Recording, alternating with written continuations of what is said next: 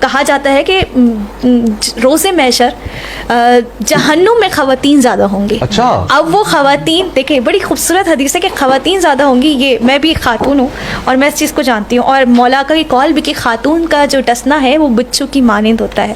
اور کہیں رسول اللہ صلی اللہ علیہ وسلم کہتے ہیں اور ہمیں حدیث ملتی ہے کہ جس گھر میں عورت کی سرداری ہوگی وہ گھر ناز پہ ہوگا, کیونکہ عورت جو ہے وہ ناقص العقل ہے. اگر مرد اس ناقص العقل کو اپنے گھر کا سربراہ بنا لے تو یقیناً دیکھیں کتنی خوبصورت بات ہے, مرد کی جنت اس کی ماں کے قدموں میں ہے, عورت کی جنت اپنے شوہر کے قدموں, اس کو راضی کرنے کے لیے چھٹے امام کا قول ہے.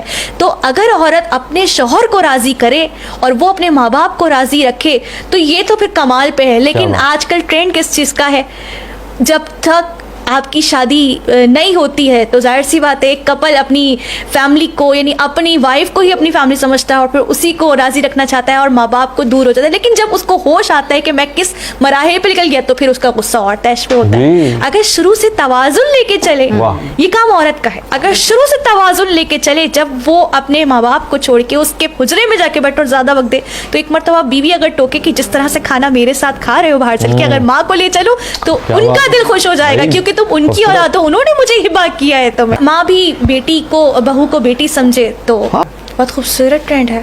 نارملی گھر میں خواتین دوپٹہ وغیرہ استعمال کرتی ہیں, لیکن چونکہ ہمارے یہاں جو کچن ہے وہ بہت کنجسٹڈ ہوتا ہے, یا پہلے زمانے کی خواتین جو ہے وہ تندور پہ روٹیاں بناتی تھیں اور چکی چلاتی تھیں, ٹھیک ہے, تو وہ بھی سر پہ دوپٹہ ہی رکھتی تھی. تو آج بھی اگر ہم دیکھیں تو ہماری والدہ, ہماری بہنیں یا ہم خود جب کچن میں جاتے ہیں, یعنی بڑوں کے پہلے میں نام لے رہی ہوں کہ بڑوں سے ہم سیکھتے ہیں, تو وہ سر پہ دوپٹہ ہی رکھتی ہیں جب باورچی خانے میں جاتی. اس کی وجہ یہ ہے کہ کہیں ایسا نہ ہو, دیکھیں ہائیجین کے بھی اگر پوائنٹ آف ویو سے دیکھتے ہیں کہ بال نہ گر جائیں. کچھ شیف جو ہیں وہ سر پہ اٹھتے ہیں. اور پھر دوسرا یہ اب جو ہے اگر جوائنٹ فیملی سسٹم ہے تو خواتین لازمی رکھتی ہیں, وہ تو پورے دن ہی دوپٹہ سر پہ نہ بھی ہو تو لیکن جسم کو جو ہے ڈھانپتی ضرور ہے. اچھا یہاں پر میں بتاتی چلوں کہ دیور وغیرہ جو ہیں وہ نامحرم ہے, لیکن آپ کا جو سسر ہے وہ کسی حد تک محرم ہے.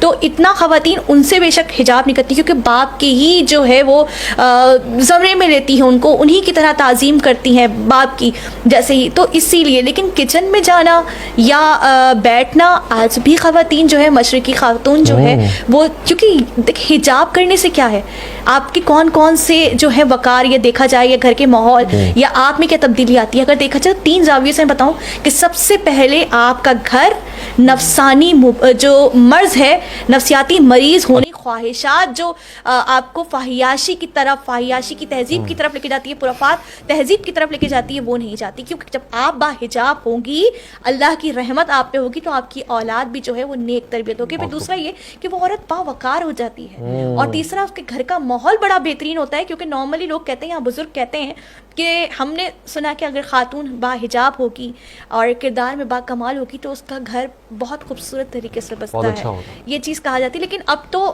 چونکہ یہ رسول کی حدیث بھی ہے کہ چونکہ زمانہ قیامت کی طرف جائے گا تو جو ریٹ آف ڈیورس ہے وہ بڑھ جائے گا. تو اب تو صرف یہی وجہ رہ نہیں سکی, لیکن ہمیں ابتدائی تعلیم جب دی جاتی تھی تو وہ کہ اپنا بناؤ سنگار صرف اور صرف اپنے محرم کے لیے رکھو.